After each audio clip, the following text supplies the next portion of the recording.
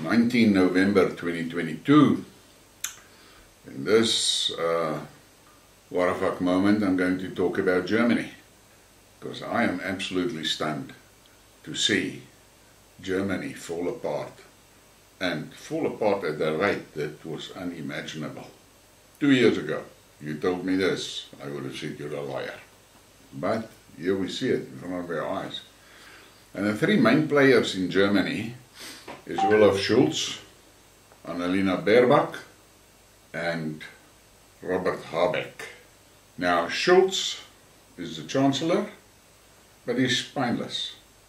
We're not so sure if how well is he connected into the WEF, but the fact of the matter is, he is spineless, and he is definitely not looking out for the advantages and benefits of Germany. He's got another agenda. Then this Robert Habeck, he's in charge of the economy and he's the Vice Chancellor. And in the end, I don't really think he's definitely not the best choice for Germany when it comes to the economy. I believe this guy, he writes children's books. And then I've heard a story that if anybody in his department questions his ideas with the sanctions and things like that, he immediately institutes a massive investigation into their backgrounds and so forth, and he destroys them politically. That should tell you a lot. And then that Annalena Baerbock, or as Alex says, Annalena Dambach, she had the audacity to stand in Kiev in front of Zelensky and tell the world that she doesn't care what the German voters say. She will make sure Germany stands with Kiev until the end. Guys, that is definitely a shit team that you guys have in charge of Germany. And then, you must never forget, Ursula von der Crazy. She's also a German. And she was in the German cabinet. And she made major balls-ups, what she was supposed to manage. But that is Germany today, and it is a sad state of affairs to see that country collapsing. The Americans are busy stealing the total German industrial base. That's exactly what's happening. And those that don't go to America are going to China. So, the future looks bleak for Germany, but they brought it onto themselves. And it all started off with that Green Deal madness. And that Green Deal is a spectacular failure. Such a failure that we get a post like this. Germany is making coal great again. Renewable energy failed. And I just smiled when I saw this. But now the ridiculous part is this. Europeans got inside our Buffalo soldier's head and told him that renewables is the way to go. And he must put up wind farms and solar farms so that they can get our coal. How stupid can you fucking be? And the Komati power station is a glaring example of the idiocy around the Green Deal. They're shutting down 1,000 megawatt coal plant, and on the land around that power station they will erect a solar farm that will produce, wait for the kicker, 150 megawatt. What the fuck is that? But let's stay with Germany. You get this. German Chancellor Scholz said in an interview with R&D Channel that a political solution to the conflict on the territory of Ukraine is impossible. Thus he reaffirmed the main goal of the West, that is the physical destruction of Russia. Imagine that. The physical destruction of Russia is their goal. They don't even have gas to heat their own bath water. But this, Olaf Scholz was the one that said they should bath less, take less showers. Germany, and then we get this guy. Germany pledges to avoid stupid trade with China. Germany is not averse to trade with China in principle, but there are certain sensitive areas in the German's economy where Beijing's investment may not be welcome, German Vice-Chancellor and Economy Minister Robert Habeck has said. And let's see how that plan works out, because the Chinese, they're just sitting there in China and they watch this fiasco in Europe.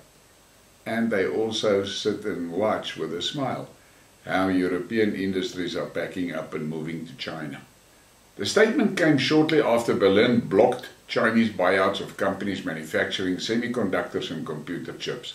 Speaking to Germany's DW media outlet in Singapore on Sunday, Habeck said that Berlin is of course interested in trade with China, but not in stupid trade with China.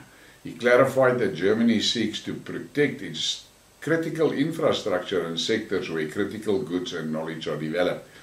In the problematic areas, we have to be more careful than we have been before, the official noted. But the reality is this, that Germany can't supply energy to those sectors that he's now talking about. And those sectors are packing their bags up and moving to China. So, there goes his plan. German retailers facing a nightmare before Christmas. Shop owners in Germany are worried about the upcoming Christmas season, expecting a slump in sales as double-digit inflation driven by energy prices forced people to shop less in the third quarter, the German Retail Association said.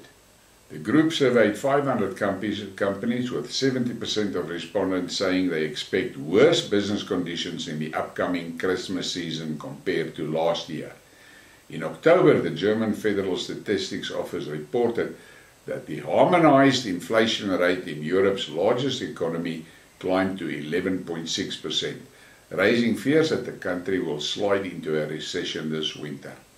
All the signs are there, but unfortunately, you've got idiots at the wheel. And then O'Gollen Nixon, he's been cooking the past few weeks about Europe. Breaking news.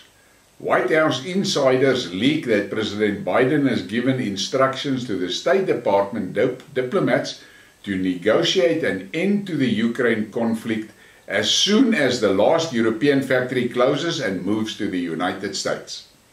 And you have to laugh at that. And although it was said in jest, I can assure you that is very close to the reality. And then we've got Scholz about those rockets into Poland. One thing is clear, no matter whose rockets it was and for whatever reason it did not fall in Poland, this would not have happened if Russia had not started a war against Ukraine. How clever is that? Blame Russia. Blaming Russia for all their woes. Meanwhile, most of it is self-inflicted. And then we get this. Jail for supporting Russia, or how Germany fights dissent. In the last 6 months, a number of high-profile criminal cases brought in Germany against those who support Russia or disagree with the sanctions policy has increased dramatically, without discussion with professional society. A number of amendments have been introduced that work to suppress an alternative point of view on the Ukrainian events. Over 140 criminal cases involving Russian and German citizens have been filed. A striking episode was the recent disappearance of a pro-Russian activist, Julia Prokhorova, in Germany. Experts from Moscow Bar Association, the People's Advocate, conducted their own investigation in order to find out how Germany became such a dramatically Russophobic country. And then there's the heading. Time in the colony for supporting Russia, or how Germany fights dissent. Russophobia in Europe reached its peak in 2022. Now, I'm going to make a statement here that is most probably going to get a lot of people fucking angry. But what I want to say is the actions of the German government now against people that differ from them around the Russia issue. Those people are being persecuted. Doesn't that remind you a lot about the 40s, the 30s? It seems to me it may be genetic for Germans to turn en masse on a certain section of society. And that's all I'm going to say. Schulz said with absolute sincerity, I can also sincerely say that Russia will not care whose nuclear weapons are on American military bases in Germany, German or American. Therefore, in the event of a nuclear conflict, Germany will be destroyed first. It doesn't matter to Germany whose rocket fell in Poland. In any case, Russia is to blame because it attacked Ukraine. Now, how's that for superior logic? One would imagine this guy can easily be in the South African Parliament and he will not be a shining star. But that is how it works in Germany. The German people have sat on their hands and watched how this trio of Schulz, Habeck and Briekmerke sent their futures to hell. And then we get to this, and this is just a reminder, and there's a hidden message in here. Shut up, German Hillary, before I slap your Canadian girlfriend. Now it might be funny what he's saying there, but behind it, it clearly indicates the American arrogance and the fact that Germany is subservient to what Washington says. Now, think about that, chew on it, and remember, you allowed that leadership to do these things to you. Please give me a like and a subscribe and share the thing. Thank you for your support.